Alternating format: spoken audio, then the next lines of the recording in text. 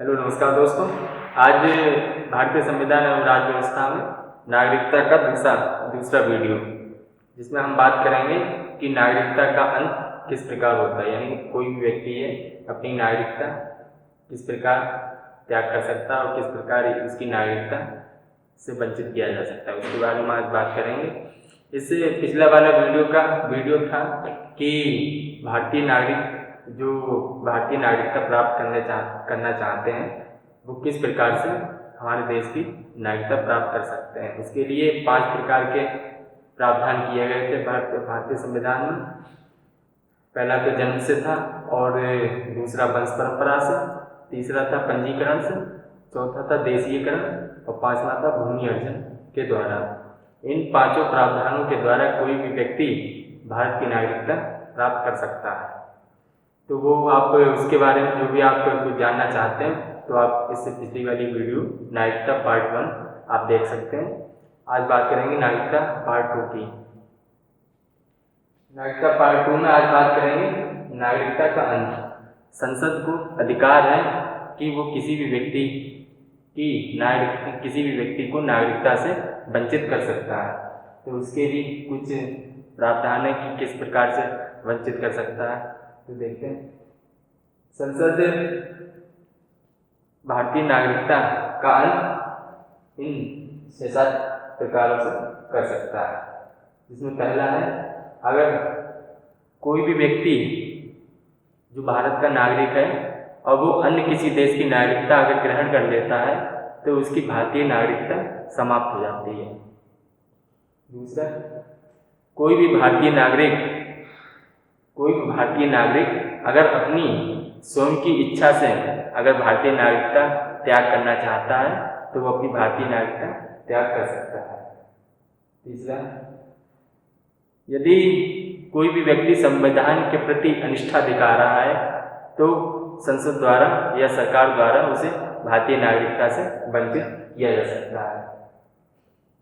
ऐसा कोई भारतीय व्यक्ति जो युद्ध काल के समय किसी अन्य शत्रु की सहायता करता है तो केंद्र सरकार द्वारा भी उसे नागरिकता से वंचित किया जा सकता है।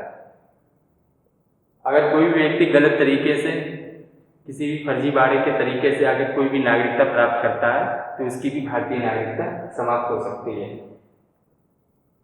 यदि कोई व्यक्ति पंजीकरण से या देशीयकरण के माध्यम से कोई भी नागरिकता प्राप्त करना चाहता है तो पंजीकरण या देशीयकरण की सहायता से नागरिकता प्राप्त करने के समय जो 5 वर्ष का समय दिया जाता है, यदि वह व्यक्ति उस 5 वर्ष के समय में किसी अन्य देश द्वारा अधिकतम 2 वर्ष की सजा पा लेता है तो उसका पंजीकरण निरस्त करके उसे भारतीय नागरिकता समाप्त कर दी जा सकती है। अगला, यदि कोई भी भारतीय स्त्री किसी अन्य देश के पुरुष से विवाह कर लेती है तो उसकी स्वतः ही भारतीय नागरिकता समाप्त हो जाती है। अगला है, यदि कोई भी भारतीय नागरिक लगातार 7 वर्षों तक अगर अन्य किसी देश में रह रहा है तो उसकी भी भारतीय नागरिकता सरकार द्वारा समाप्त की जा सकती है। तो ये जितने भी प्रावधान है ये भारतीय नागरिकता समाप्त होने के प्रावधान है। बात करते हैं अनुच्छेदों की। जो संविधान में जो भाग 2 है वो नागरिकता से संबंधित है, और संविधान के भाग 2 के अंतर्गत 5 से लेकर 11 तक अनुच्छेद आते हैं। तो उन अनुच्छेदों का देखते हैं कि उन अनुच्छेदों में क्या क्या नागरिकता के संबंध में प्रावधान किए गए हैं। तो पहला है अनुच्छेद 5। अनुच्छेद 5 में लिखा है, प्रत्येक व्यक्ति भारत का नागरिक होगा। प्रत्येक व्यक्ति भारत का नागरिक होगा जिसका भारत में अधिवास है, यानी जिसका भारत में डोमिसाइल है। ऐसा प्रत्येक व्यक्ति जो भारतीय नागरिक होगा जिसका भारत में अधिवास है या उसके माता पिता या उसका उस भारत में जन्म हुआ हो, वो प्रत्येक व्यक्ति भारत का नागरिक होगा। अनुच्छेद 5 का प्रावधान है। अनुच्छेद 6 में प्रावधान किया गया है कि जो पाकिस्तान से भारत आने वाले लोग हैं उनके संबंध में नागरिकता अनुच्छेद 6 में दी गई है, यानी कि ऐसे व्यक्ति ऐसे व्यक्ति जो पाकिस्तान से भारतीय नागरिकता ले सकते हैं जिनके माता या पिता या दादा या दादी या नाना या नानी किसी अविभाजित भारत के में जन्मे हों।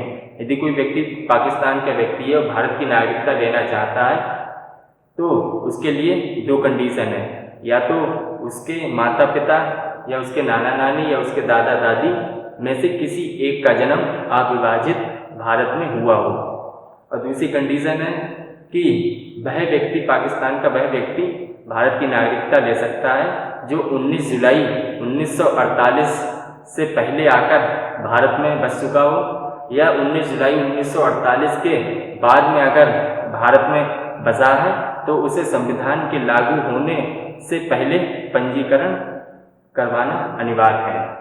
उस प्रकार से नागरिकता तभी प्राप्त कर सकता है कोई भी पाकिस्तानी व्यक्ति भारतीय नागरिकता। और अनुच्छेद 7 में प्रावधान किया गया है कि पाकिस्तान को प्रव्रजन करने वाले व्यक्ति, यानी कोई भी भारतीय व्यक्ति अगर पाकिस्तान में प्रव्रजन कर रहा है तो उसे किस प्रकार के प्रावधान है वो अनुच्छेद 7 में पाकिस्तान को प्रव्रजन करने वाले व्यक्ति की नागरिकता में संबंधित प्रावधान दिए गए हैं। अनुच्छेद 7 के बाद बात करते हैं अनुच्छेद 8 की। अनुच्छेद 8 में लिखा गया है कि भारत के बाहर रहने वाले भारतीय मूल के नागरिक हैं जो अन्य किसी देश में रह रहे हैं, उनसे संबंधित प्रावधान हमारे अनुच्छेद 8 में दिया गया है। अनुच्छेद 9 में कहा गया है जब कोई व्यक्ति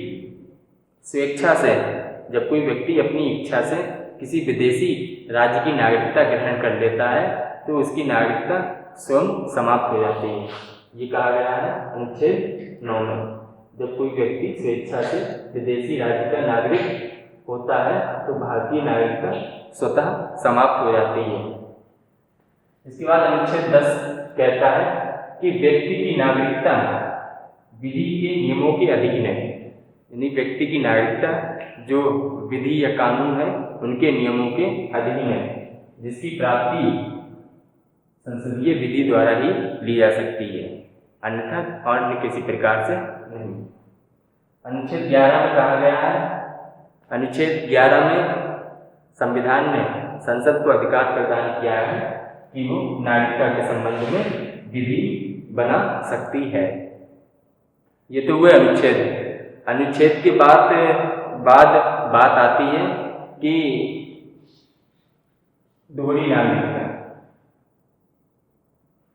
आपको पता ही होगा कि भारत में, पता होगा प्लीज, तो ऐसा है, ये क्वेश्चन तो आपको पता होगा, आप इसका क्वेश्चन का जो आंसर, मैं जो क्वेश्चन पूछ रहा हूँ उसका आंसर आप हमारे कमेंट में जरूर लिखें।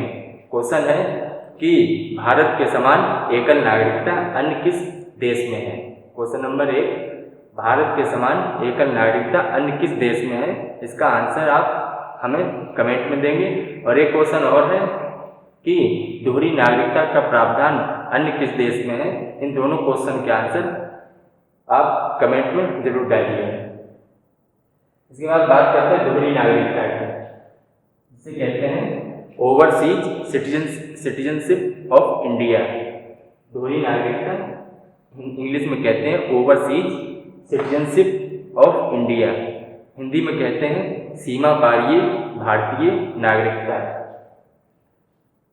भारत में एकल नागरिकता का प्रावधान है, मगर ये जो दोहरी नागरिकता का प्रावधान है कुछ विशेष प्रावधान है, ये विशेष लोगों को प्रदान किया गया है। कैसे किया गया है? दिसंबर 2003 में जो लक्ष्मीमल सिंधवी समिति थी उसने नागरिकता संबंधी जो प्रावधान, जो अधिनियम था 1955 का, उसमें संशोधन किया। लक्ष्मीमल सिंधवी ने 2003 में नागरिकता अधिनियम में संशोधन किया और कहा कि जो विदेशों में हमारे भारतीय मूल के जो व्यक्ति हैं, विदेशों में जो बसे हमारे भारतीय मूल के व्यक्ति हैं, उन्हें सीमित रूप में भारतीय नागरिकता प्रदान की जाए। तो इसके अनुसार 2003 में संशोधन करके लक्ष्मीपत सिंघवी की समिति की सिफारिश पर हमारे जो भारतीय मूल के व्यक्ति हैं जो अन्य देशों में रह रहे हैं उनके लिए एक नागरिकता प्रदान की गई।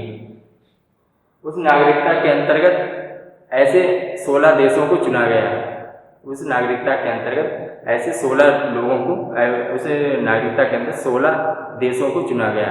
उन 16 देशों के जो नागरिक हैं जो भारत में पैदा हुए थे, भारतीय मूल के हैं, उन नागरिकों को ये वाली नागरिकता प्रदान की गई।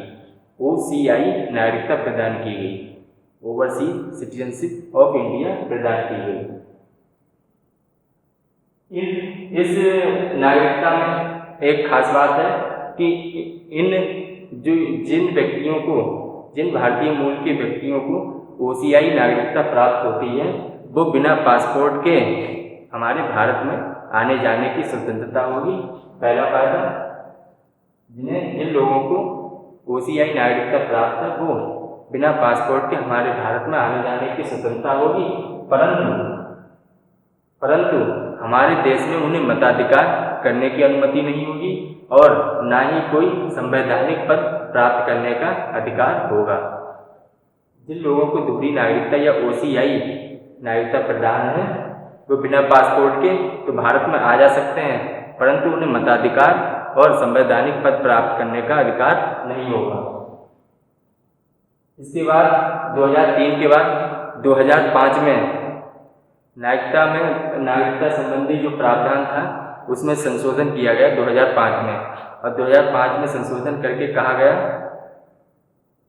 गया कि कोई भी जो ऐसे भारतीय मूल के व्यक्ति जो ऐसे देश में रह रहे हैं जहां पर दोहरी नागरिकता का प्रावधान है, 2005 में संशोधन करके कहा गया कि ऐसे भारतीय मूल के व्यक्ति जो ऐसे देश में रह रहे हैं जहां दोहरी नागरिकता का प्रावधान है वहां के भारतीय मूल के व्यक्तियों को भी OCI नागरिकता प्रदान की जाए।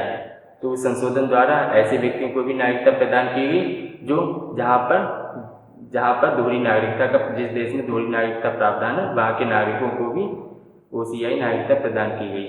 2005 के संशोधन में एक बात और कही गई थी कि OCI नागरिकता उन 16 देशों को तो मिलेगी, परंतु जो पाकिस्तान और बांग्लादेश के निवासी हैं या पाकिस्तान या बांग्लादेश में जो भारतीय मूल के व्यक्ति हैं उन्हें OCI नागरिकता प्रदान नहीं की जाएगी।